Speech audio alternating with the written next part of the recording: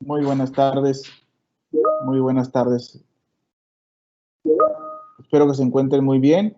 El día de hoy estamos continuando la jornada del segundo foro internacional del conocimiento organizado por la Facultad de Arquitectura a través de la Subdirección de Posgrado e Investigación.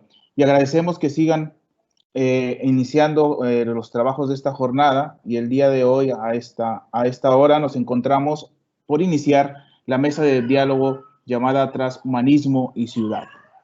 Esta mesa de diálogo es organizada en el marco de este foro por el Cuerpo Académico de Diseño, Estudios sobre el Diseño.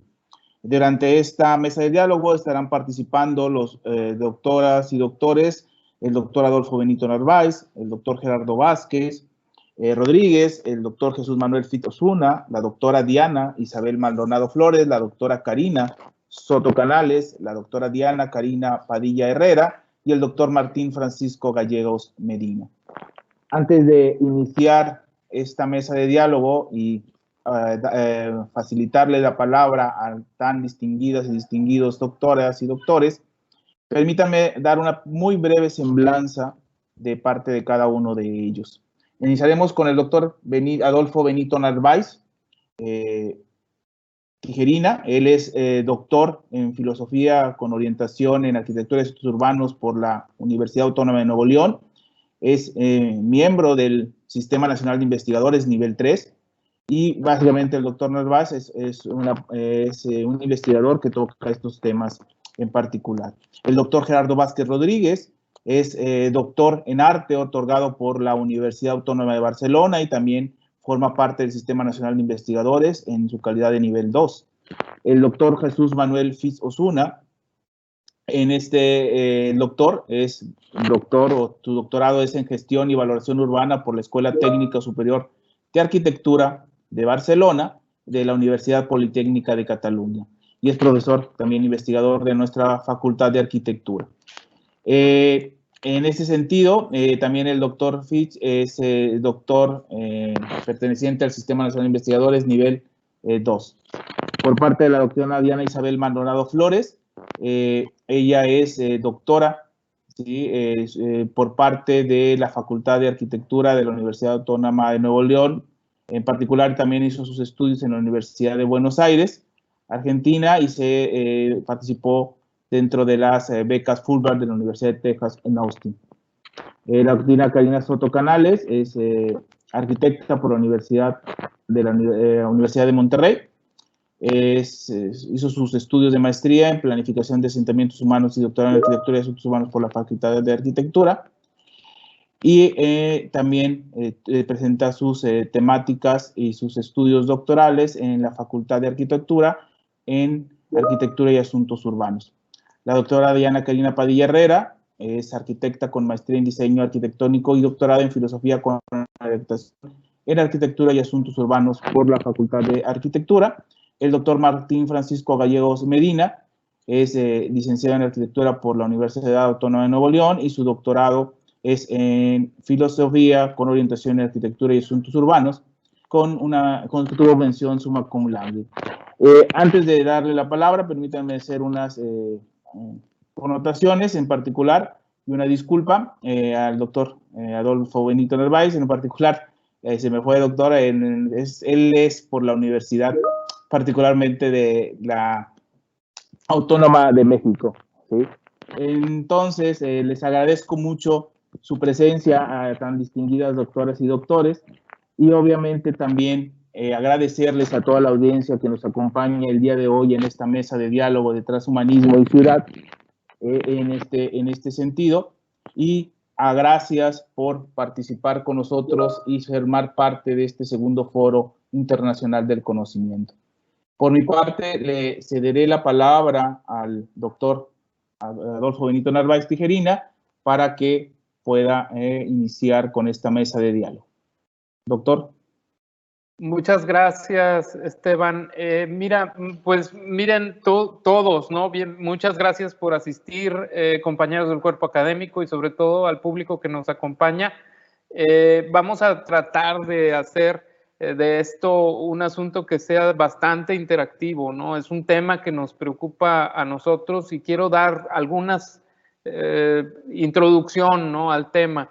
Diré que la evolución la evolución humana, ¿no?, la evolución natural que antes estaba guiada pues enteramente por procesos biológicos de los que pues nosotros no teníamos control, cambió radicalmente con la vida civilizada. Y es a través de los desarrollos científicos de las dos últimas centurias, de nuestros dos últimos siglos, que ahora se está abriendo la posibilidad teórica y práctica de intervenir directamente en la evolución humana en aras de conseguir seres humanos mejorados, que puedan enfrentar retos nunca antes experimentados por la humanidad.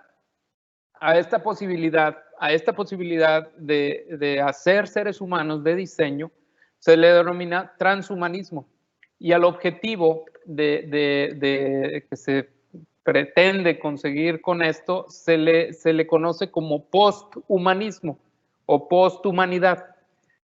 Las implicaciones bioéticas sobre todo, pero también de otras índoles de tales planteamientos, pues abren ahora un debate que es muy vivo, muy actual, donde facciones ideológicas se han enfrentado inclusive hasta hacer surgir movimientos ecoextremistas que inclusive han llegado al terrorismo. O sea, este es el alcance de este tema, ¿no? Este es uno de los alcances de este tema porque nos mete directamente con asuntos que hasta llegan a la seguridad nacional.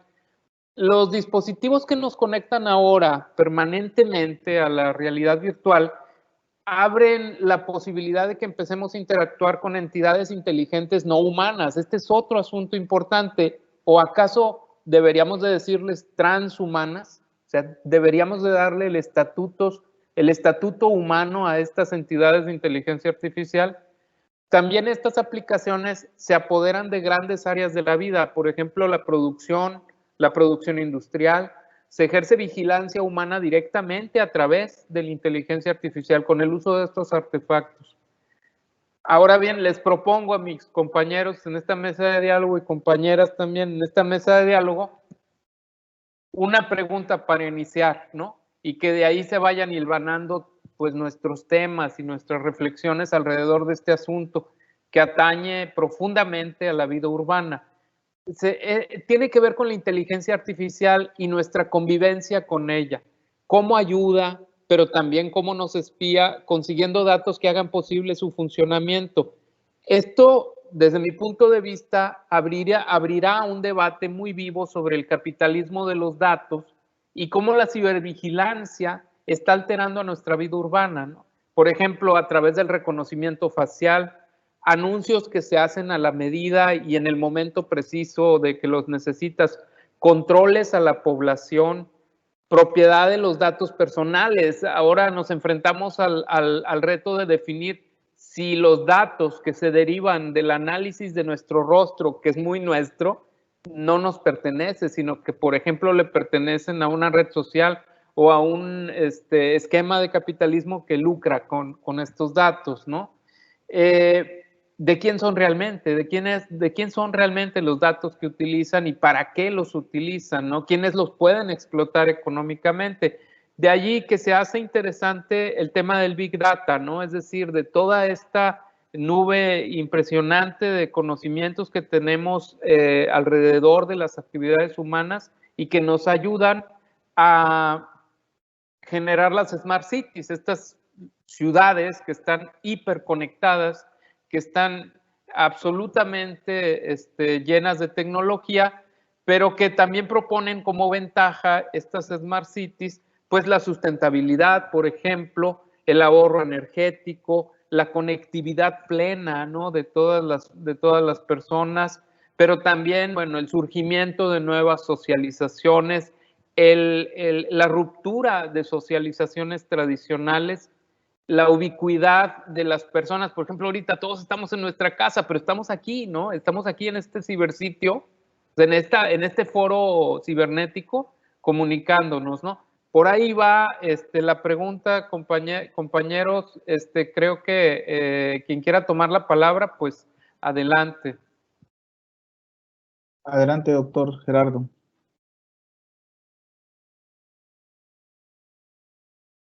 Adelante. Bueno, sí, gracias. Bueno, pues buenas tardes también a todos y a todas. Gracias por la invitación y gracias por acompañarnos aquí en el foro.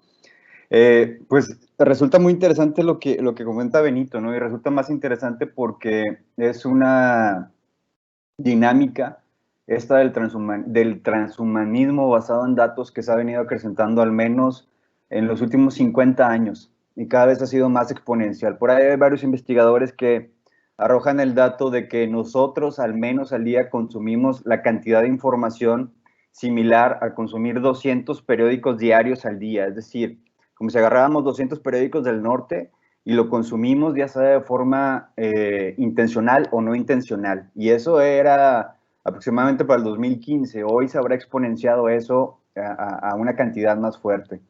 Y eso está haciendo una humanidad que ya era muy sensible a la estética y a la visualización de datos y a todo esto. Y entonces estamos en un trasfondo generacional que creo que nos va a llevar a una hipersensibilidad hacia esos datos.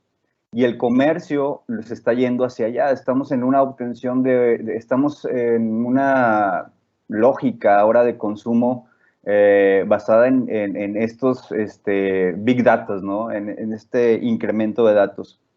Creo que es un bucle que se está cada vez cerrando más, en que la gente ocupa más información porque creemos que eso está sustentando nuestras vidas.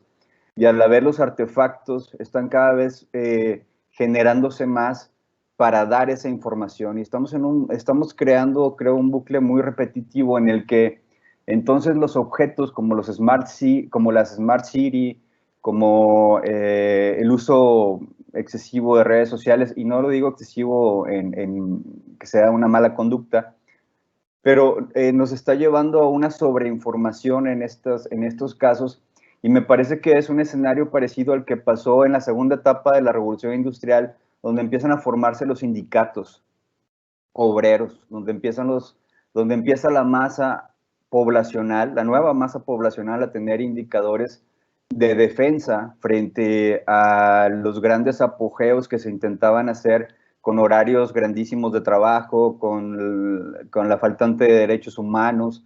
Y entonces me parece que estamos en una convergencia muy parecida en la que la misma población está empezando, a partir de esta sensibilidad que tenemos ya exaltada, está empezando a tener respuestas para estos big data.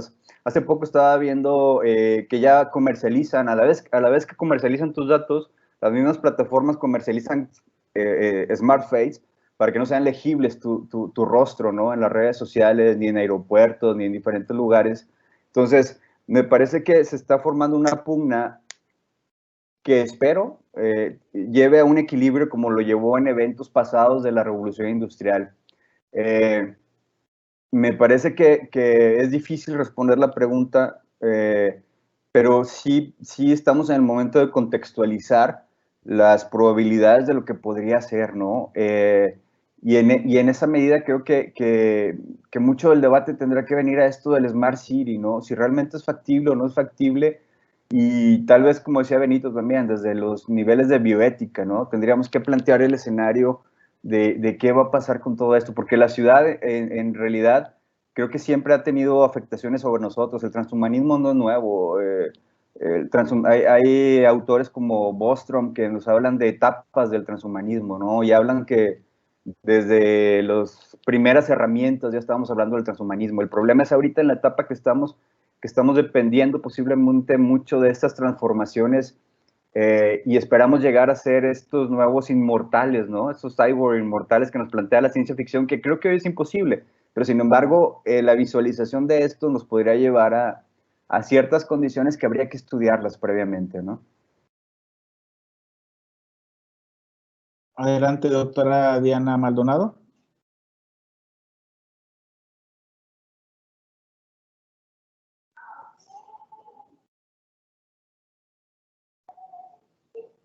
Hola, gracias. Hola a todos, a todas y a todes.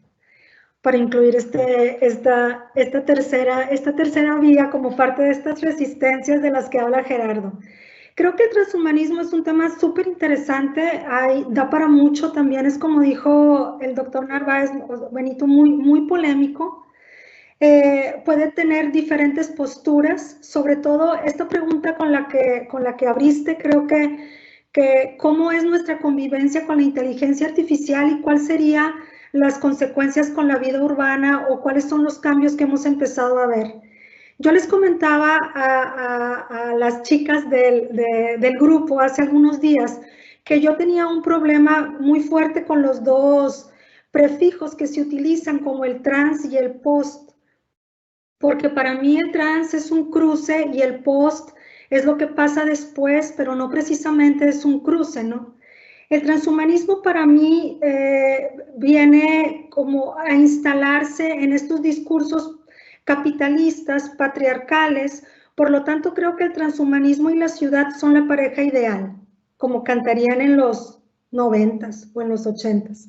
Es decir, que para mí el problema no es la vida urbana afectada por el transhumanismo o por las inteligencias artificiales, sino por qué nos seguimos aferrando a la idea de ciudad como este lugar o espacio en el que podemos vivir.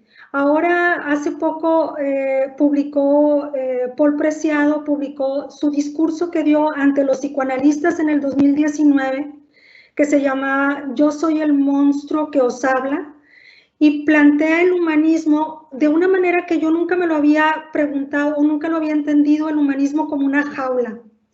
Entonces, creo yo que para entender esta idea de la inteligencia artificial, lo decía Gerardo, esta idea de las redes sociales, hay un documental en Netflix que a mí me impresionó mucho, donde dice que los estímulos que te da el algoritmo de las inteligencias artificiales hacen que te llegan al tallo cerebral y que tengas respuestas a esos estímulos inmediatas.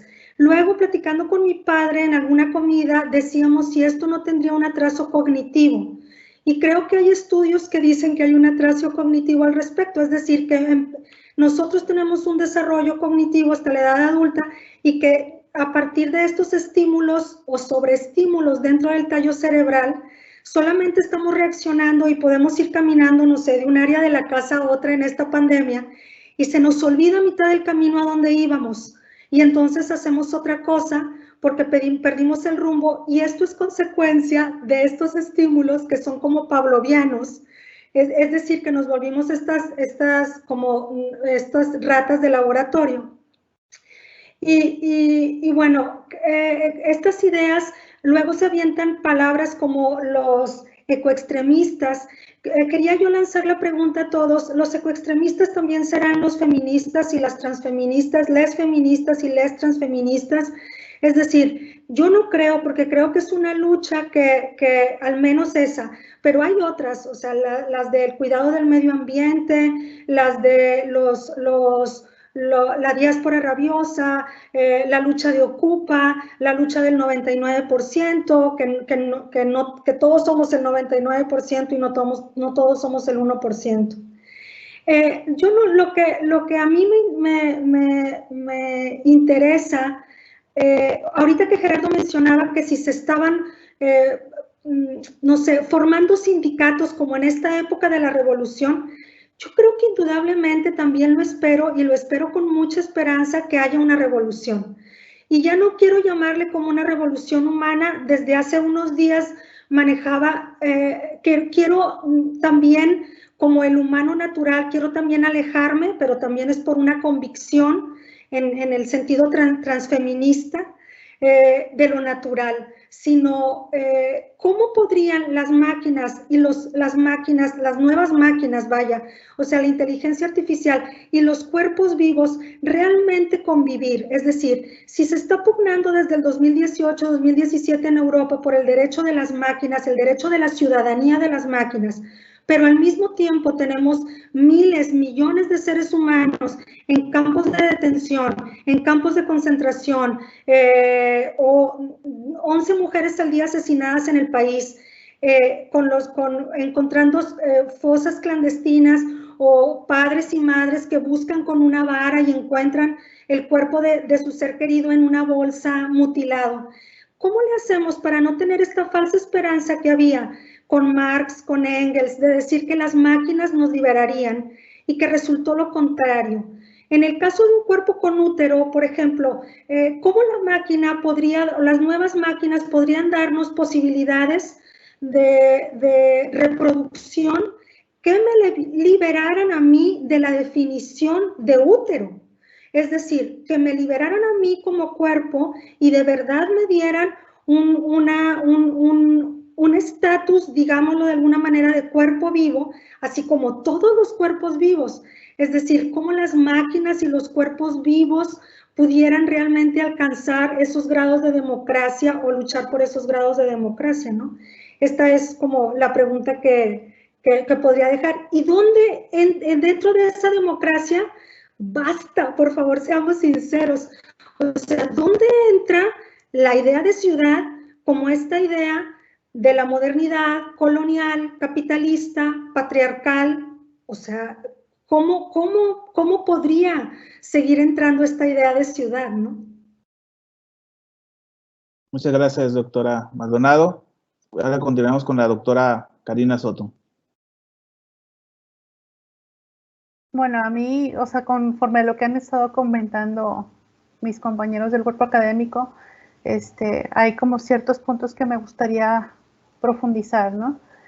En uno de los temas es sobre cómo ha convivido la humanidad con la tecnología.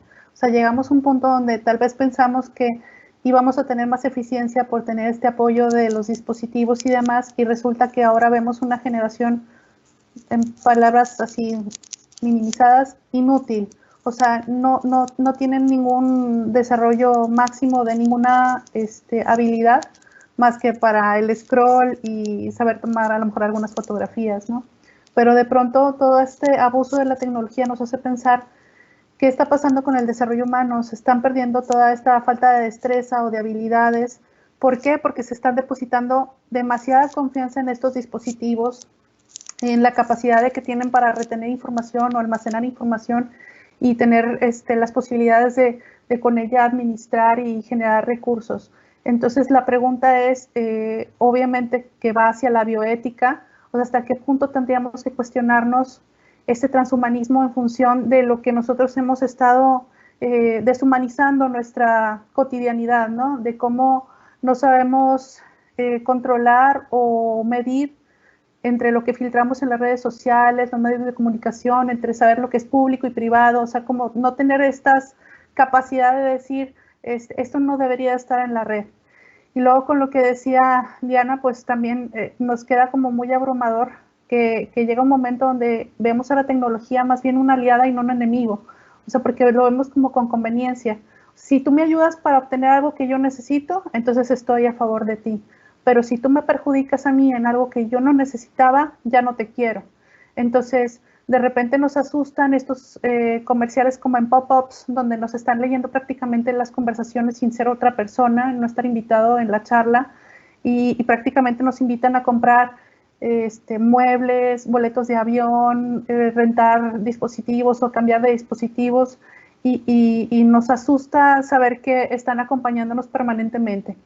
Y sin embargo, cuando vemos que hay algún obstáculo para lograr como estas metas de reproducción, pues vemos fascinante que haya todos estos avances tecnológicos y nos hacemos aliados de la posibilidad de que la gente que desea tener hijos, aunque ya no esté en edad reproductiva, pues lo logre, ¿no? Y luego también vemos el hecho de que cada vez se hace más robusta esa idea de que la gente puede mantenerse joven o aparentar verse joven, y todo sigue siendo parte de lo mismo, o sea, de estos mecanismos que se filtran de una forma muy sutil y nos hacen pensar que son como ordinarios, y sin embargo pues están involucrados una serie de laboratorios y recursos tecnológicos para hacernos ver que es posible permanecer jóvenes y útiles por más tiempo. Gracias, doctora Karina. Pasemos con la doctora Diana Padilla. Hola, buenas tardes. Pues todo lo que han estado comentando es bien interesante. Yo creo que a lo mejor lo podríamos resumir como la dosis hace el veneno. Toda la tecnología obviamente tiene sus implicaciones benéficas, pero también a partir de ciertas consideraciones que han estado platicando, como los derechos, las garantías, la ciudad, la implicación en la ciudad, sobre todo el panóptico, que sería como este ojo que todo lo ve, que todos al traer un teléfono celular prácticamente estamos expuestos a que todo el mundo sepa en dónde estamos, qué hacemos, a dónde vamos, las tarjetas de crédito, toda la cuestión, los sitios que visitamos, pero eso sería en un espacio cibernético. ¿Qué implicaciones puede tener la ciudad? Como bien lo comentaban, pues el transhumanismo, podríamos decir como cualquier alteración o modificación que se hace a la vida natural, llámese desde inteligencias artificiales, como algún tipo de medicamento, como algún tipo de aparato tecnológico, etcétera. ¿Y qué implicaciones podríamos tener? Pues bueno, yo creo que a lo mejor me voy al extremo de las distopías o las distopias, en el sentido de la ciudad, al final, esta cibervigilancia o vigilancia que nosotros generamos tiene un proceso de normalización o una intención de disciplina. Si bien Foucault decía la biopolítica como el instrumento o la manera en que dirige los procesos de la vida, y ahí podríamos también abarcar o abordar el tema de, bueno, ¿qué sucede con estas implicaciones tecnológicas? ¿En qué tipo de normalización nos están metiendo? ¿O qué tipo de proceso de disciplinamiento estamos llevando? E inclusive pensar en qué garantías urbanas tendríamos o qué derechos urbanos o qué derechos humanos tendríamos dentro de las ciudades. Comentaba Diana acerca de este 99%, que sí hay muchas implicaciones respecto a tecnologías, pero ¿quiénes realmente van a alcanzar estas tecnologías o hasta qué punto? Ya sabemos que existe el congelamiento del cuerpo humano, que existen ciertas diferencias a partir también del ser humano, y en ese sentido podríamos empezar a abordar cuestiones de qué vida es la que vale la pena vivir o qué vida es la que vale la pena conservar, y desde ahí este punto de exclusión, pues hablar de una deshumanización, que sería un poco crítico la situación, ¿no? Y que quizá ya estamos un poco encaminados hacia ese proceso o esas circunstancias a partir de los derechos urbanos o los derechos ciudadanos, que creo que las implicaciones en la ciudad pues son muchísimas desde esos puntos de vista, ¿no? Desde, lo comentaban también respecto a, bueno, a quién le lloramos, como esta dualidad de la vida, que quién es el sujeto, si el Estado es el que otorga esta condición, qué pasa con la tecnología o qué pasa con esta idea de modificación en la ciudad o de transformaciones dentro del ámbito urbano. Muchas gracias, doctora Diana. Pasamos ahora con el doctor Fish. Hola, pues muy buenas tardes a todos. Hola, colegas y amigos. Gracias a los asistentes. Siguiendo con esta línea que acaban de comentar, lo que nos trae aquí es el tema del transhumanismo y el futuro de las ciudades. Sobre todo tratar de entender en este proceso por ahí, en el planteamiento del proyecto de investigación, que intenta ver cómo los entornos urbanos han venido cambiando durante los últimos 10.000 años, ¿sí? Pero ya bien se comentaba que las transformaciones urbanas, sin lugar a dudas, han sido cambios sumamente radicales, sobre todo a partir de la revolución industrial, en donde la población empieza a migrar del campo a la ciudad. Y este tipo de situaciones empieza a ser cambios trascendentales para la nueva forma de vida de los habitantes, ¿sí? La forma de vida urbana, como lo denomina el sociólogo Louis Weir.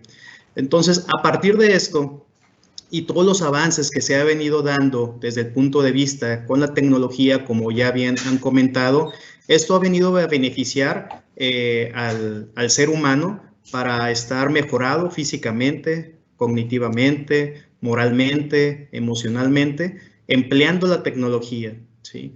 Y como ya han dicho, ¿hasta qué punto, ¿sí? El transhumanismo pueda ser otro elemento que pueda generar una desigualdad económica o social, ¿verdad? Desde el punto de vista de la evolución humana.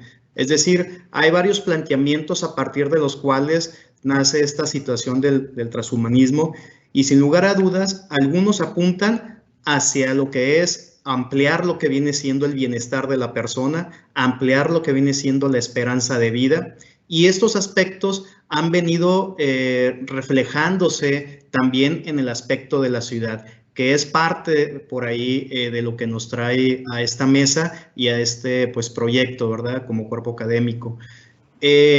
Oliver Monguín establece por ahí, dentro de su libro La condición urbana, 3 aspectos que debe de conciliar entre lo que tiene que ver el futuro de las ciudades. Uno tiene que ver precisamente con la experiencia humana. Por ahí han comentado cómo el ser humano poco a poco ha perdido esta parte, estos rasgos de humanidad, precisamente por la tecnología, ¿sí? Tenemos por ahí algunos cambios que se han venido visualizando en las generaciones a partir de lo que viene siendo, y sobre todo en la ciudad, ¿sí? Cómo ha cambiado lo que es la forma, cómo ha cambiado lo que es la perspectiva y la linealidad de la propia ciudad. Aspectos como lo es el automóvil, aspectos como lo es el ascensor, hoy por hoy ya lo comentaban, aspectos más hacia una ciudad digital en donde todo está prácticamente medido, todo está visualizado, en donde tenemos un componente pues a partir de una serie de mecanismos que puede ser el correo electrónico,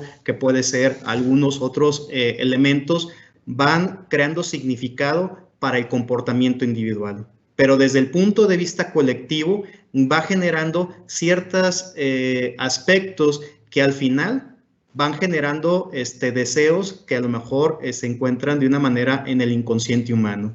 Esto va propiciando cómo la ciudad viene cambiando y ajustándose precisamente a este tipo de situaciones en donde en algunos eventos pareciera ser, digamos, ciencia ficción, pero ya se empiezan a observar en las ciudades, sobre todo en lo que denomina Saskia Sassen en las ciudades alfa, que son prácticamente en donde se toman las decisiones desde el punto de vista global, en el arte, en el consumo, en la economía, en la política. Prácticamente vemos estas tendencias en donde el transhumanismo se encuentra implícito y ya forma parte de una vida cotidiana, ¿sí? Entonces, estos aspectos que por ahí se visualizan, que está llevando también a la ciudad a ciertas problemáticas como es la contaminación, como lo es las desigualdades urbanas, como lo es la pobreza, como lo es los aspectos de la movilidad. Todos esos aspectos, de una u otra forma, también el transhumanismo se ven reflejado. Y es por ello que varios autores ya han estado identificando en lo que viene siendo la evolución principalmente del siglo XX, que tiene que ver con la revolución industrial, la parte del crecimiento de la revolución industrial en las ciudades latinoamericanas, han empezado a identificar algunos aspectos que tienden a una forma de ciudad en donde se van construyendo ciertas islas, las islas de la fantasía, las islas de la pobreza, pero también en esta situación, hoy por hoy, en las ciudades latinoamericanas, ya tenemos algunas zonas que precisamente se encuentran bajo esta situación que pudiera ser las islas del transhumanismo, en donde podemos encontrar algunos elementos que entran pues prácticamente con estas características o con estos atributos que reflejan esta parte de la transhumanidad ya en un ambiente materializado. Pero no solamente en la ciudad, ¿sí? Es un ir y venir, porque también en el campo, en las áreas naturales, vemos también cómo la tecnología, hoy por hoy, se encuentra transformando, en donde vemos grandes parques, pues de cultivo, en donde entra maquinaria y han aumentado lo que viene siendo el proceso de producción. Esto mismo también lo vemos en el tema relativo a lo que viene siendo los parques de cultivo, por ejemplo, de algunos productos como el pescado, como el camarón, también con otros productos ganaderos. Vemos cómo han acelerado los procesos con relación a la producción de alimento. Y esto, sin lugar a dudas, es algo que también conlleva al tema, digamos, del proceso de aumento de la población en las ciudades. Entonces, pareciera que el transhumanismo también es una respuesta a la propia evolución que estamos teniendo como humanidad. Muchas gracias, doctor Fitch. No sé si pasemos ahora con el doctor Martín, por favor. Sí, gracias. Buenas tardes, buenas noches. Gracias por el espacio, gracias por la invitación. Pues yo me di a la tarea de escribir una reflexión, voy a parafrasearla, que tiene que ver con este tema del transhumanismo. ¿Qué soy? ¿Quién soy? ¿De dónde vengo? ¿A dónde voy? ¿Qué sentido tiene lo que hago? Estas preguntas tan antiguas y tan nuevas calan profundamente el interior de todo ser humano.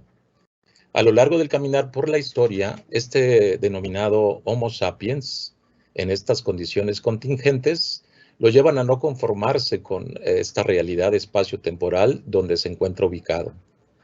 Su condición física, que es vulnerable, corruptible e inmortal, evidencia su incapacidad de permanencia en el tiempo y el espacio, pero hay algo en su interior que le impide aceptar esta dramática realidad. Su capacidad de preguntar le lleva a no conformarse con lo que su condición física le revela. Esto evidencia el poder humano de pensar, reflexionar, de ejercer la introspección. El hombre es una entidad corpóreo-espiritual que le distingue de lo conocido hasta hoy. Hay algo en él que permanece, sin duda, que es esta búsqueda incesante de permanencia que lo lanza al anhelo de inmortalidad, de perfección.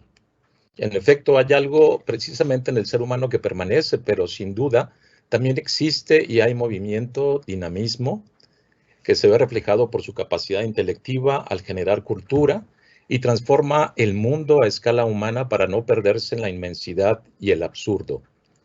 El hombre deseó volar y lo logró. Quiso romper la barrera de su limitación física estando en 2 o más lugares al mismo tiempo, y hoy estamos aquí evidenciando esta conquista. Lo cierto es que estos logros, por mencionar solo un par de ejemplos, de los ya innumerables obtenidos por el deseo de conquistarlos, así como la capacidad del mismo hombre de transformar la realidad, han sido hasta hoy una constante por este transcurrir por el tiempo.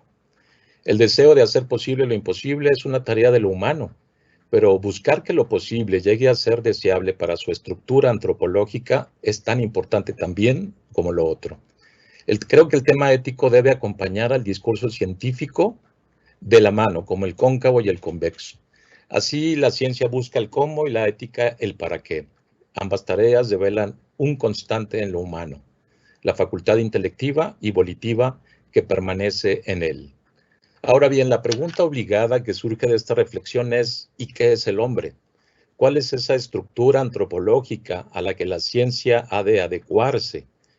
Quizá tendríamos que partir desde ahí, intentar responder a la pregunta, ¿qué es el hombre? ¿Cuáles son esos datos esenciales que a pesar del movimiento permanecen intactos en él? La búsqueda de nuevas formas de satisfacer las mismas necesidades del individuo habrían de llevarlo hacia su perfección, totalmente lícitas en esa búsqueda permanente de encontrar el sentido de la vida, pero sin la reflexión ética que busca lo bueno, lo deseable a lo propiamente humano, en medio de una infinita posibilidad de formas, es la cuestión que debe sustentar el debate que ha de partir de una antropología adecuada. Además, el hombre, en cuanto a realidad social, ha de considerar el derecho que cada individuo posee por el simple hecho de serlo, independientemente de sus condiciones, y la ciudad, expresión de esa realidad social, ha de ser el lugar de la relación abierta, libre y responsable.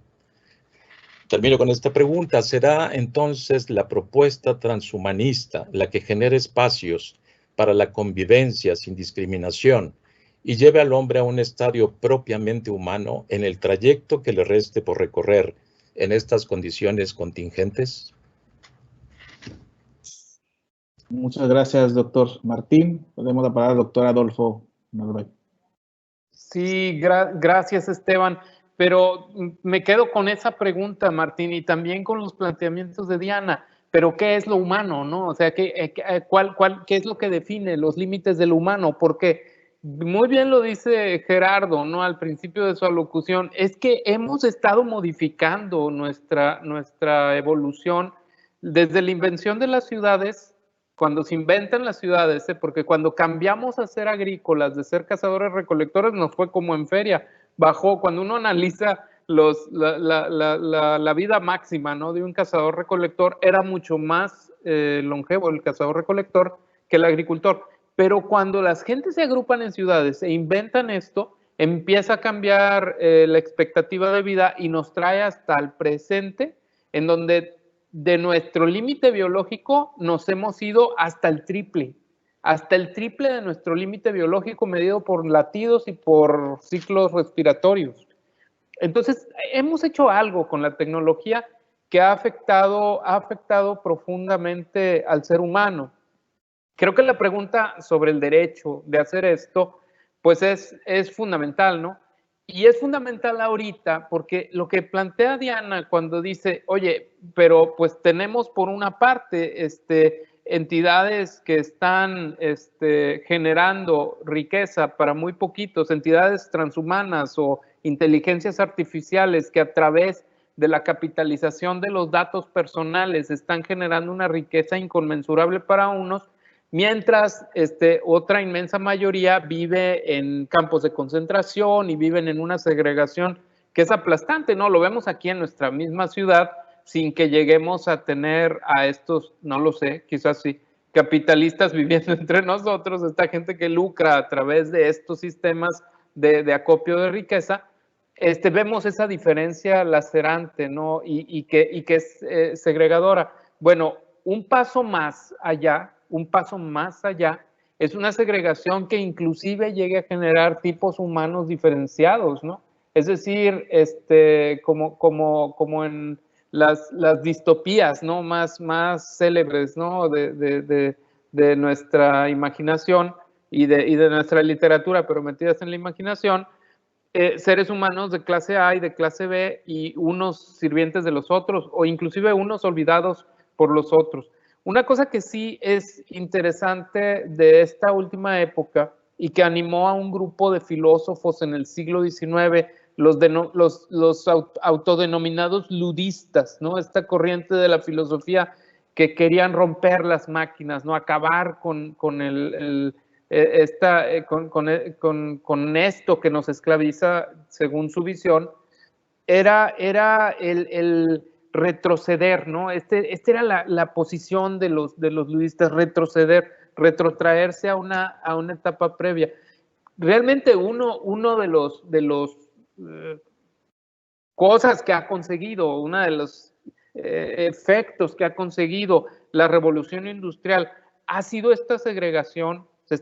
Está pasando esto por eso. Esta es una pregunta importante, porque definitivamente si ahorita tenemos esta posibilidad de inclusive cambiar hasta el ser humano en su constitución biológica, porque ya es posible hacerlo, ¿esto lo hace la revolución industrial, la revolución tecnocientífica, o estamos hablando de otra cosa? Bueno, independientemente de eso, la propuesta de la revolución industrial sí nos lleva ahora al fin del trabajo como lo conocemos, a la robotización de partes del trabajo, es decir, a la introducción de artefactos robóticos, a veces teleguiados por un operador humano, pero en otras ocasiones no, en otras ocasiones autoprogramables y de producción automática, implican ya el despido de personas.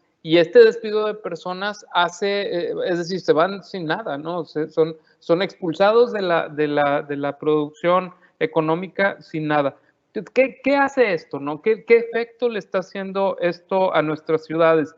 Para no dejar esto como una pregunta, lo que vemos desde hace bastante tiempo, esto lo dice inclusive una encíclica papal, la Centesimus Annus de Juan Pablo II, dice que el capitalismo salvaje está acelerando los procesos de segregación de unos con respecto a otros, sin llegar a ser esto un debate con un trasfondo religioso, porque a pesar de que sí lo tiene, no lo es. Es una evidencia, ¿no? Que el capitalismo actual, el sistema económico, por llamarle, porque es una mezcla de muchas cosas, no solamente capitalismo. China, el país más próspero, no es exactamente capitalista. El sistema económico actual está acelerando drásticamente la separación de unos y otros, hasta hacer a unos prescindibles, hasta hacer a unos seres humanos prescindibles. Y esto es lo que, digamos, desde mi punto de vista, es peligroso y puede afectar directamente a los asentamientos humanos, ¿no? Es decir, qué derechos por la ciudad van a desarrollar los prescindibles y qué derechos van a desarrollar los imprescindibles. Porque hoy por hoy, las inteligencias artificiales que están controlando las líneas de producción son más imprescindibles que los propios trabajadores de la línea de producción. Es decir, tienen un estatuto de productividad económica que es mayor y no lo sé si en alguna mentalidad esto equivalga, quizás sí en una mentalidad muy pragmática, esto equivalga a hacerlos más legítimos, ¿no? Hacer a estos seres más legítimos que los otros. Nada más para puntualizar esto, porque sí me parece, y sin que esto sea como un platicar o contestar con todos, pero es que me quedé pensando en lo que dice Karina, que por otra parte, estos avances científicos que permiten a unas parejas concebir a partir, por ejemplo, de la fertilización asistida, es que sí, pero el juicio de la Corte Interamericana dejó claro, fue un juicio muy importante en la Corte Interamericana de Derechos Humanos, el juicio Artavia Murillo. Este juicio dejó muy clara una cosa, pues, que en Costa Rica, donde se les había negado el derecho a recibir la fertilización asistida, era posible, es decir, lo elevaron a la Corte Interamericana y lo hicieron posible. Pero lo que se demostraba en los alegatos de la Corte era una cosa que dejó helados a todos. El proceso de fertilización asistida deja 10 millones de embriones sin posibilidades, sin viabilidad de ser seres vivientes. Si consideramos que la fertilización es el origen de la vida, estamos frente a uno de los máximos genocidios que nos podamos imaginar, ¿eh? Son 10 millones de seres humanos anuales. Entonces la Corte Interamericana cambia el sentido de la vida y dice, no es la fertilización, es la implantación en útero. Por lo tanto, no los consideran vivos, pero oye, esto es así como que un artilugio legal que, bueno, nada más quiero terminar con esto. La segregación entonces se vuelve un problema importante, ¿no? Por lo tanto, se abre la posibilidad, esta segregación abre la posibilidad de la mejora humana. ¿Qué tan cerca estamos y qué tan lícito es que hagamos una mejora humana? Es decir, que alteremos intencionalmente el código genético, es decir, que hagamos seres humanos sobre diseño. El biohacking ya establece esta posibilidad. Quizás valdría la pena que sea un segundo tema que abordemos los seres humanos de diseño, cuáles son sus promesas, cuáles son sus riesgos, cuáles son sus implicaciones éticas, ¿no? de hacer esto. Aquí lo quiero dejar también como una provocación para lo que sigue, ¿no? Muchas gracias, doctor Benito. Nada más una cosa rápido, como ya se nos está consumiendo el tiempo en esta charla tan interesante en la mesa, lo que yo sí les solicitaría en la siguiente participación es ser puntual para poder pasar a un cierre de la mesa y después pasar a las preguntas que tan amablemente el público nos está mostrando y muy interesantes. ¿Les parece? En ese sentido, ahorita un orden a lo mejor muy concreto les pediría si al doctor Gerardo, después la doctora Diana y después el doctor Martín dan sus puntualidades de una manera concreta para después pasar al cierre de la mesa, ¿sí? Y después pasar a las preguntas. Gracias. Adelante, doctor Gerardo. Sí, gracias. Es un problema de gran escala, ¿no? O sea, tiene muchas vertientes por donde atacarlo. Me parece que el transhumanismo y el biohacking empezó desde al menos hace unos 150 años, ¿no? Con la etapa de la vacunación y con la etapa de la manipulación del campo y lo que ingresamos al cuerpo y todo esto. Y hablaba yo hace rato de que estamos en una coyuntura parecida a la ruptura que se dio para partir del 19 al 20, ¿no? En los siglos. Ahorita Karina decía sobre una generación que posiblemente sea inútil. Yo quisiera decir que no, que tal vez los que estamos quedando inútiles somos los que no leemos la información de las nuevas generaciones. Creo que ellos tienen conexiones diferentes en este cableado neuronal, porque están intentando descifrar una realidad que tal vez para nosotros va a quedar obsoleta muy pronto, posiblemente no, esperemos que no. Y en medida de eso quisiera jalar un poquito la conversación a decir que el diseño de ciudades, como lo decía Fitch, necesitamos empezar a entender las ciudades, como también decía Diana, ya no como el fenómeno masivo que nos heredó la revolución industrial. Se está generando a la vez de todos los problemas del transhumanismo, también se están generando sensibilidades nuevas de filosofía, ¿no? Hay un transhumanismo basado en principios de alterar al ser humano a partir de la ecología y a partir de la cultura, crear estos hiperobjetos que dice Morton, donde son una situación de información que al final estás tan expuesto a esa información que puede manipularte hasta niveles genéticos, biológicos, a niveles favorables, claro, también a niveles negativos, pero entonces creo que estamos en un punto muy interesante de regulación del transhumanismo. Yo veo difícil que se vaya a detener, porque llevamos una inercia de, como decíamos, de 200 años al menos, y cada vez más grande y más grande. El asunto es esta regulación que ocupamos, ¿no? Y ocupamos mucha crítica. Desde el diseño lo ocupamos mucho. O sea, hay que entender, en estas épocas tenemos la solvencia científica para decir que lo que generamos de diseño no es más que una extensión de nuestro ser y lo queremos ver en símbolos. Una red de símbolos es lo que manifestamos las personas, todos que utilizamos diseño, ¿no?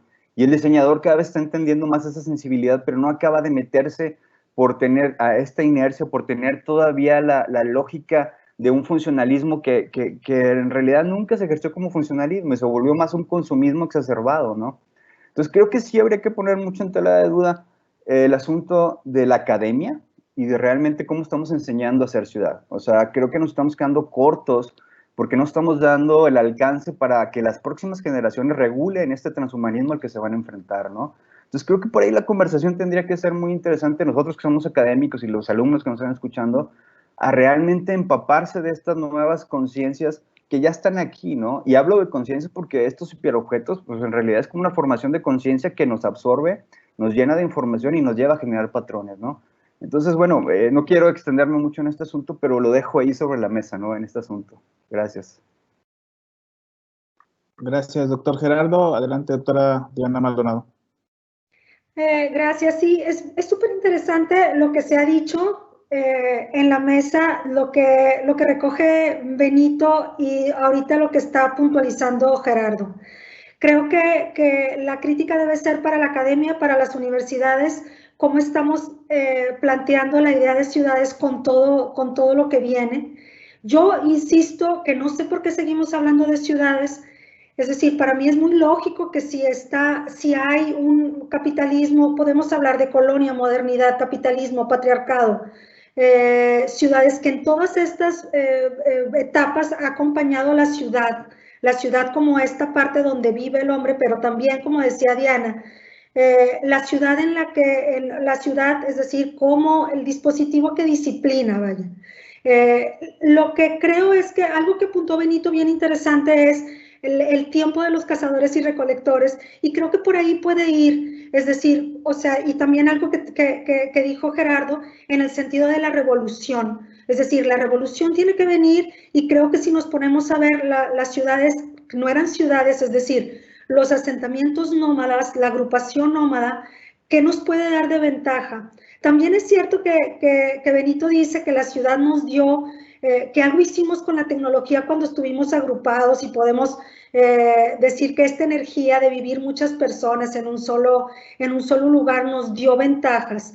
Y creo que sí hicimos algo con la tecnología y ahí es donde vienen las resistencias de las que hablaba Gerardo, como ahorita dijo, con los biohackers y este movimiento que surgió en Taiwán con los hacktivistas, es decir, con los que hackean los códigos. En cuanto podamos, no es una enemiga, en cuanto podamos decir, hackearla y utilizarla, y entonces tal vez yo vuelvo a insistir que somos cuerpos vivos y máquinas.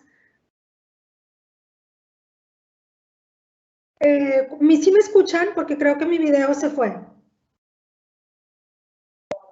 Sí, sí lo escuchamos, doctora Diana.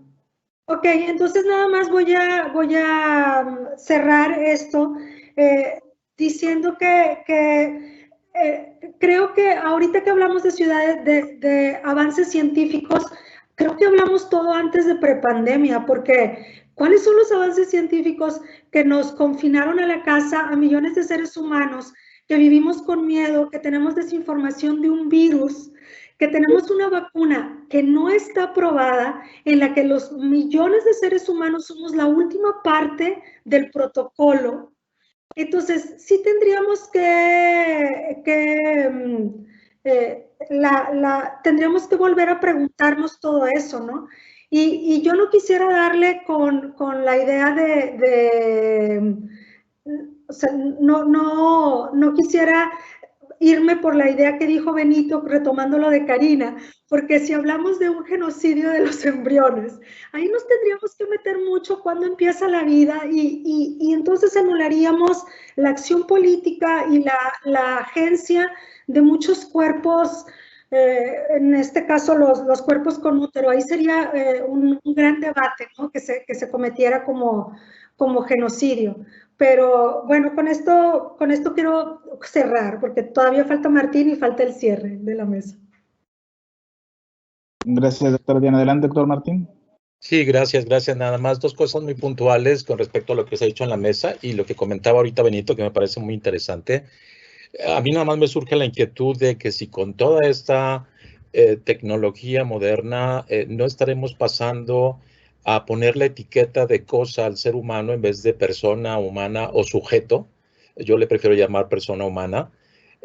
¿Por qué comprar o hacer personas por catálogo a través de la eugenesia, a través de la inseminación artificial, a través de yo quiero, yo lo deseo, pongo fecha, pongo hora, pongo día? Pues no es más que cosificar al ser humano. Por lo tanto, yo pongo expectativas sobre ese ser humano y no permito que me sorprenda. Es decir, estoy anulando el misterio del ser humano para que sea sujeto, para que sea individuo, sea libre, sea responsable. Entonces, por ahí entra nada más mi inquietud. Y por otro lado, creo que también a veces creemos que ya estamos en la punta máxima de lo humano. Creo que en cada coyuntura, a través de lo largo de la historia humana, en estos grandes descubrimientos, la rueda, la imprenta, la máquina de vapor, el giro copernicano, etcétera, siempre se han dado estos debates. Es decir, yo creo que esto, digo, no es la primera pandemia, no es el primer virus, no es el primer descubrimiento que parte en dos, o esta coyuntura que cuestiona los planteamientos, como el hombre concibe la vida, la sociedad, el ser humano, la ciudad, todo. Obviamente, cualquier cosa que el ser humano se enfrente o le sea provocado por el entorno, pues definitivamente va a verse reflejado en todo lo que el hombre produce, es decir, en la cultura, y entre ellos pues está la arquitectura y está la ciudad como elementos fundamentales. Entonces, aquí yo creo que a veces pensamos que este transhumanismo ya es como la punta y entonces ya alcanzamos la inmortalidad y ya somos dioses y entonces podemos incluso darle alma, podemos darle autonomía, podemos darle independencia, pero bueno, son temas de debate que creo que son muy interesantes. Esa sería mi aportación. Muchas gracias, doctor Martín. Bueno, el tiempo está ahorita en desarrollo y está muy interesante la mesa. Les pediría que podamos pasar al cierre, dado que hay preguntas del público, van nutridos. Entonces, a dar pie, no sé si les parezca que empecemos con el cierre de la mesa de entre alrededor de 3 minutos tenga cada uno de ustedes para poder iniciar el cierre. Y si gusta, empezamos con el doctor Adolfo Benito Narváez. Adelante, sí, doctor. Gracias, Esteban. Mira, me parece muy interesante esto que plantea Martín sobre la posibilidad de seres humanos, pues, de diseño, ¿no? O sea, ¿qué tan lícito es que abramos esta posibilidad cuando lo que estamos haciendo en muchos casos es trabajar a niveles celulares y en edades que son muy tempranas para respetar la decisión de la persona humana? Digo, no es lo mismo trabajar con un niño en gestación que trabajar, o un embrión en gestación, que trabajar con una persona que ya tiene mayoría de edad. O sea, en términos legales, ¿no? Y en términos de la voluntad puesta en ello, no es lo mismo, ¿no? Pero ¿qué tan lícito se hace? Yo creo que también existen en esto, están jugando como objetivos grandes de la especie. Fíjate, ¿Para qué nos serviría no respirar tanto oxígeno? Los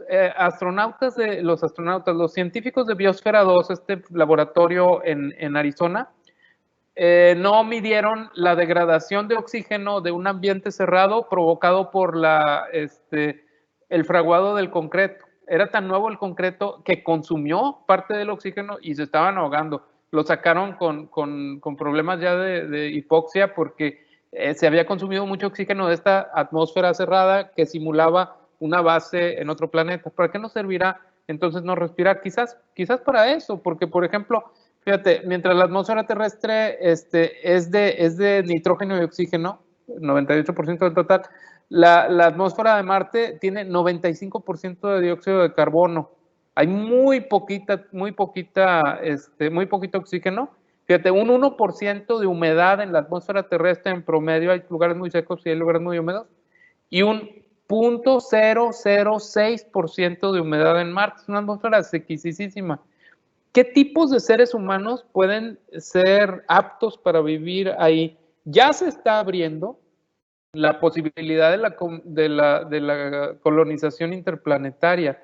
Hay ya ahorita hay 3 sondas de 3 potencias mundiales. Uno son los países árabes, China es el otro, los Estados Unidos son el otro, en Marte, trabajando en cuestiones que tienen que ver con explotación minera, con exploración sobre la posibilidad de que haya vida, la presencia de agua, etcétera, etcétera. O sea, esto ya se está trabajando. Se está trabajando en aras de una colonización. Entonces, en este sentido, de este objetivo de la especie, se hace lícito el cambiar al ser humano para convertirlo en algo viable para la colonización. Y otra cosa que quiero dejar como de veras una pregunta abierta, ¿qué tan posible es que los seres humanos a los que se les considera prescindibles por el sistema económico no estén siendo sistemáticamente eliminados en la actualidad? Con esto quiero cerrar mi intervención. Muchas gracias, doctor Benito. Si gustan, pasamos con el doctor Fish para el cierre de esta. Hola, muy bien.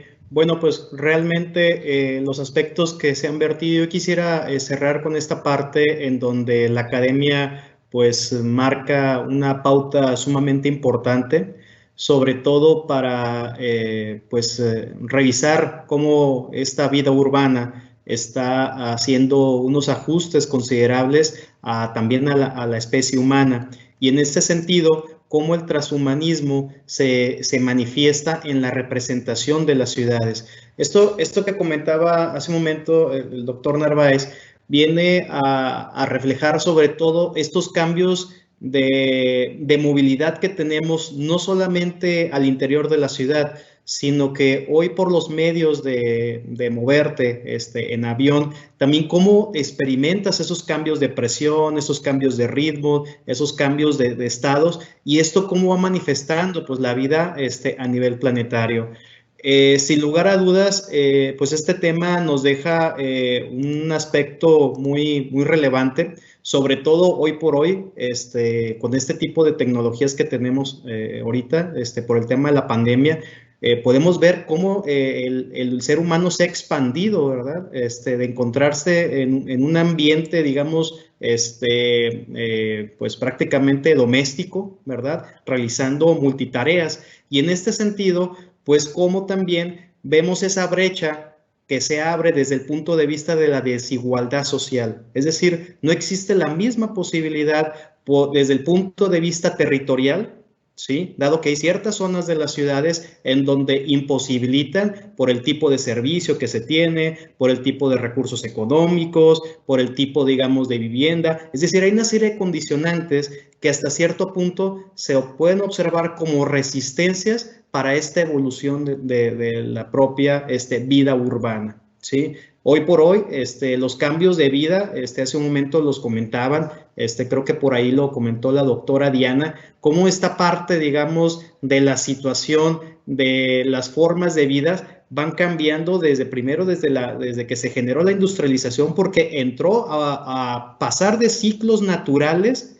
a ciclos meramente que tenía que ver con jornadas laborales. Ahí hizo un cambio totalmente diferente y hoy por hoy esos cambios los estamos viviendo, que prácticamente nos encontramos como las casetas de vigilancia en los fraccionamientos cerrados, trabajando 7/24, ¿verdad? O sea, las 24 horas del día, los 7 días de la semana, atentos a todos los dispositivos, ¿sí? Y más aún con esta extensión que lo hacemos pues parte de nuestra vida, los celulares, ¿verdad? Y esto, pues también cómo va cambiando ya aspectos desde la vista, desde la manera de la configuración cerebral, desde la manera de las manos, también cómo nos van cambiando precisamente por el tema de estar moviendo estos dispositivos. Entonces, todos estos dispositivos, todos estos artefactos, al ser humano, poco a poco, ¿sí?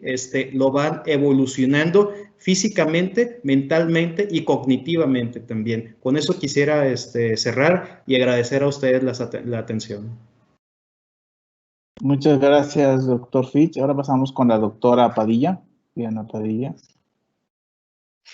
Sí, pues igual que mis compañeros, me gustaría cerrar con varios puntos. El primero, pues creo que el más importante es establecer estas mesas de diálogo precisamente para hacer la apertura de estos temas, que como bien lo mencionaban, es necesario hacer la crítica y es necesario poner sobre la mesa temas que quizá no son tan usuales o tan lindos de cierta forma, porque desvelan pues cuestiones de desigualdad, cuestiones de segregación, cuestiones de exclusión, cuestiones de expulsión, inclusive cuestiones de deshumanización, pero creo que sería una manera de generar posibles alternativas, no sé si sea la palabra adecuada, o posibles formas de organización distintas, y definitivamente tenemos que traer a colación la tecnología, porque como bien lo decía, es una necesidad, pero también esto de la pandemia vino a visibilizar muchas cosas que ya sabíamos, pero que quizá no queríamos ser tan claros con ello, ¿no? Como lo que comentaba Fitch respecto a la tecnología, hubo mucha deserción académica, muchos estudiantes pues no pudieron continuar los estudios simplemente por el hecho de no tener internet en su localidad o no contar con algún dispositivo electrónico. Entonces, sí, definitivamente pensar otras maneras de cómo podríamos generar este espacio, este ambiente, repensar la manera de establecer la ciudad, y definitivamente es algo que no podemos detener, la incorporación de la tecnología con el ser humano, pero creo que sí podríamos generar diferentes alternativas para establecer nuevos procesos que no disciplinen, no normalicen y no generen esta gestión de la vida humana dentro de un objetivo en particular, ¿no? O de una intención en particular de la vida. Entonces, con esto yo quisiera cerrar. Muchas gracias, doctora Padilla. Susana, comentamos ahora con la doctora Karina Soto. A mí en lo particular, pues me queda claro que estamos en una etapa donde se está terminando de gestar este nuevo individualismo, donde para cada una de las entidades sociales es determinante en una idea de la movilidad social ascendente contar con una plataforma formada por infraestructura y dispositivos que le permitan incorporarse a los sistemas económicos para mantenerse vivo. En este sentido me refiero a que si una persona tiene un dispositivo que está obsoleto, pues difícilmente va a poder estar participando de la economía, tener un trabajo, estar al pendiente de la comunicación, no sé, ofertas, otras cosas, actividades cotidianas a las que a lo mejor estábamos habituados a hacer sin la tecnología. Esta situación de la pandemia definitivamente nos ha dado como un empujón forzado, nos ha dado una idea de a dónde podrían terminar las cosas, porque definitivamente la segregación, la marginación se vino a reconstruir, las desigualdades se ampliaron y la reconsideración de quiénes son los que están desprotegidos también, porque ya entendemos que no nada más son ciertas minorías las que quedan como fuera de toda esta actividad, de que también entendemos que hay zonas de la ciudad que están en diferente o están en desventaja evidente y que no hay cómo integrarlos si no tienen alguna especialización o habilidad que les permita seguir en el sistema económico. Me refiero a que en algunas empresas el primer bloque de empleos que se eliminó por la pandemia, pues fueron los más bajos, lo que son secretarias, office boy. O sea, si estas personas no tenían algo que hacer de manera virtual, prácticamente fueron desempleados. Entonces eso nos hace cuestionar ahorita esta dependencia de la tecnología y los dispositivos para mantener una estabilidad económica. Gracias. Gracias, doctora Karina. Usted, la doctora Diana Maldonado.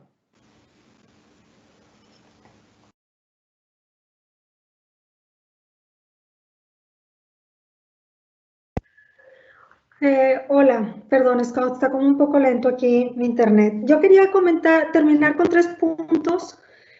Yo quería poner sobre la mesa, a la luz del transhumanismo, que luchemos por una neonomadización que nos ayude a explotar la idea de ciudad y a construir comunidades de cuerpos vivos para alejarnos de esta idea de lo natural y interdependientes que nos lleven a otros espacios posibles.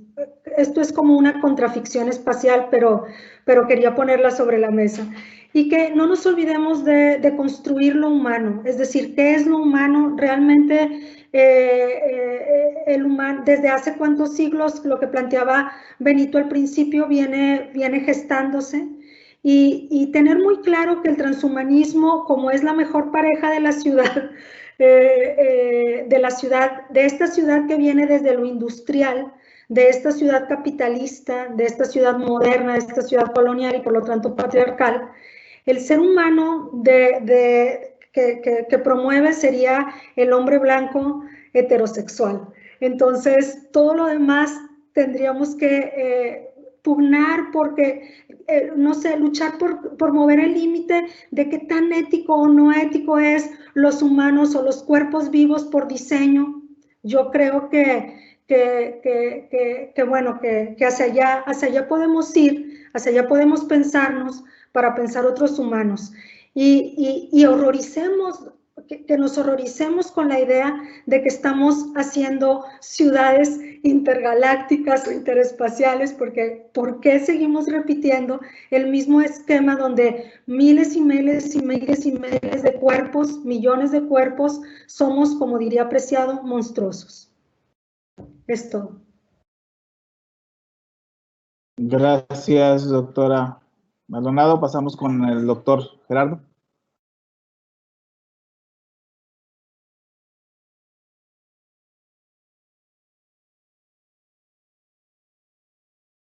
Listo, es que estaba un poco lento también aquí mi red.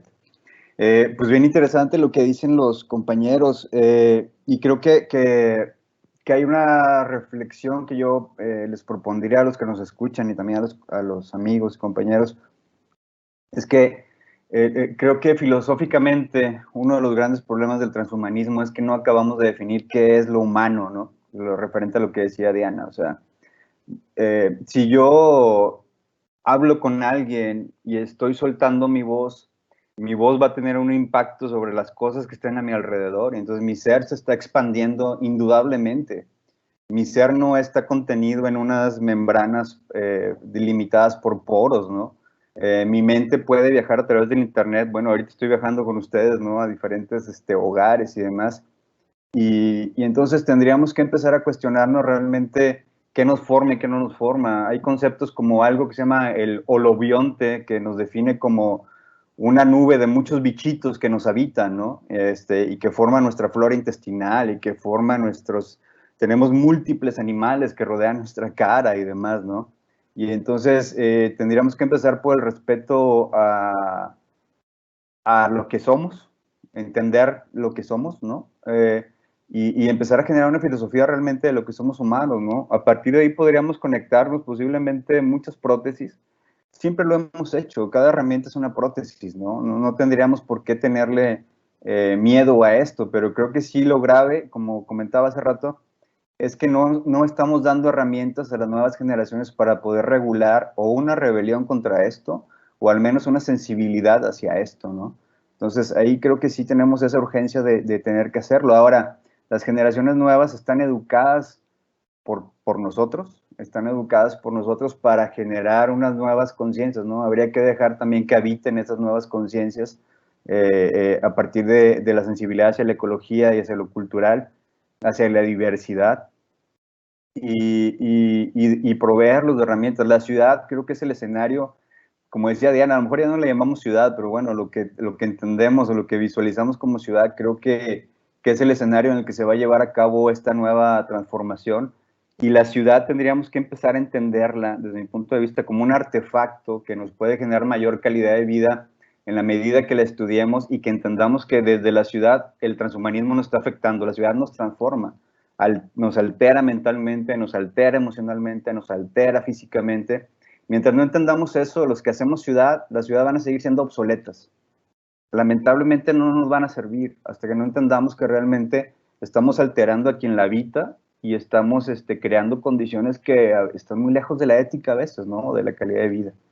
Y bueno, ahí cierro, nada más para no extenderme mucho. Gracias. Gracias, doctor Gerardo. Ahora pasamos para cerrar esta mesa con el doctor Martín. Doctor Martín. Sí, gracias. Pues para cerrar nada más, no pude evitar que me viniera a la mente la imagen de Michael Jackson. Creo que es una manera como de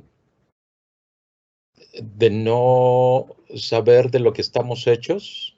O sea, uno de los riesgos, yo creo, sin caer en cuestiones morales o éticas, pero creo que la pregunta es, si no me conozco yo no como Martín, sino como ser humano, obviamente pasando por toda la cuestión histórica, generacional, cultural, si no me conozco yo como ser humano, pues no voy a poder adecuarme a esa estructura antropológica y entonces voy a empezar a hacer una serie de cirugías porque no me siento a gusto y cómodo con lo humano. Y eso se va a ver reflejado en toda la producción cultural y en la forma de vivir las ciudades, porque al final de cuentas la ciudad es una síntesis de toda la producción cultural humana. Muchas gracias, doctor Martín. Bueno, en esta primera instancia cerramos la mesa agradeciendo obviamente a las y los participantes de la mesa. Ahora pasaremos a las preguntas del público que ha estado sintonizándonos en esta forma virtual a nuestra mesa, ¿no? De diálogo. Es muy nutrida las preguntas, el tiempo es corto, ¿no? Dado la mesa, el tiempo que iba a durar la mesa. A todos los participantes, al público en general que ha mencionado o ha comentado o nos ha enviado sus preguntas, estas preguntas se las haremos llegar aquí a las y los participantes, pero bueno, por el tiempo y tomaré algunas de estas preguntas, las cuales todas son importantes y son relevantes para este diálogo y esta confrontación de ideas para poder construir lo que es el transhumanismo y la ciudad. Pero una en particular, y nada más recordarles que tenemos un poco de tiempo, básicamente son alrededor de 10 minutos lo que nos queda para cerrar el evento de esta mesa de diálogo, pero una pregunta que nos hace el público es, ¿existe un enfrentamiento entre la ciencia y el transhumanismo? Es decir, entre la razón y el sujeto, entre el interés individual y el interés colectivo que tiene un reflejo en el espacio urbano. Si gustan, iniciamos con el doctor Benito. Adelante. Yo creo que no, todo lo contrario, no hay un enfrentamiento, no hay una pugna entre la ciencia y estas posturas, al contrario, es un apoyo importante. Justamente lo que plantea la filosofía ludista y justamente que es el apoyo filosófico detrás, o uno de los apoyos filosóficos detrás del ecoextremismo, es acabar con la ciencia para regresar al hombre natural. Y porque esto se ve como un hombre artificial, al contrario, el gran aliado de estas posibilidades prácticas ya de modificación humana es la ciencia, ¿no? Que ahora el biohacking se hace con equipos caseros, ¿no? O sea, uno en su cocina puede fertilizar y modificar mediante herramienta CRISPR, que es la herramienta de corte y edición del código genético, uno puede modificar una célula germinal y generar un nuevo espécimen, probablemente ahorita animales, pero quién sabe, porque la gente es muy loca, ¿no? También se pueden estar haciendo modificaciones sobre seres humanos, pero es un gran aliado la ciencia de esto, por lo tanto no nos engañemos. la ciencia es un producto de la racionalización del mundo, ¿no? Desde el Renacimiento. Después es lo que deviene la revolución industrial, por lo tanto esto es un producto de la revolución industrial, como lo es el capitalismo, y como deviene ahora en este sistema económico mundial, ¿no? Nada más quiero decir esto. Muchas gracias, doctor Benito. ¿Alguien más quiere participar? Si no, pasaremos a la siguiente pregunta. La siguiente pregunta es: ¿la sobreinformación demerita los contenidos, la credibilidad de los mismos y el objetivo de los mismos? Adelante, doctor Gerardo. Es muy buena pregunta. La verdad es que como nunca en la humanidad somos una generación que nunca se había consumido tanta información. Eso nos está llevando a una modificación de nuestra forma de percibir la realidad y percibir nuestro entorno. Hay varios estudios que hablan de que nuestros sentidos están tan exaltados como nunca en la humanidad se había conocido, y de hecho se ha desarrollado más nuestro sistema nervioso en los últimos 200 años que en los últimos 8,000 años, ¿sí? Por la saturación de estímulos perceptuales. Y eso nos lleva a tener una capacidad impresionante de leer información. Posiblemente la generación que todavía nacimos hasta los 80s, 90s, bueno, yo nací en los 70s, pero 80s, 90s, no teníamos la habilidad tan desarrollada de descifrar toda esa información que nos estaban dando, ¿no? Y actualmente las nuevas generaciones tienen que entrar a esto, y a veces no son tan hábiles ya para leer, igual que nosotros, son mucho más hábiles para leer imágenes, para despejar imágenes, así como despejamos ecuaciones, pero ellos despejan imágenes, ¿no? Y están abriendo caminos dentro de todo esto para poder encontrar lo que es verdad o lo que les va a servir o no les va a servir en esto. Creo que esta información sí demerita el contenido. Cada vez tenemos más información falsa, pero cada vez somos más hábiles para detectar qué es falso y qué no es falso, ¿no? Entonces yo de verdad prendería una luz de esperanza con las nuevas generaciones porque saben hacer esto muy bien, ¿sí? Y cada vez se especializan más en este asunto. Entonces, creo que por ahí tenemos nosotros que armar estas herramientas para poder sustentar estas nuevas formas de actuar. Ahora, a la información no hay que tenerle miedo a la sobresaturación. Es un barroco, al final de cuentas, de información. La cosa es tener, como les digo, las herramientas, creo, para poder optar a descifrar todos estos códigos que me están dando actualmente en la realidad. Y el transhumanismo va hacia ese lado directamente. O sea, esa es la moneda de cambio del transhumanismo, la información y la velocidad. Entonces, creo que por ahí es una de las vertientes que ocupamos investigar, ¿no?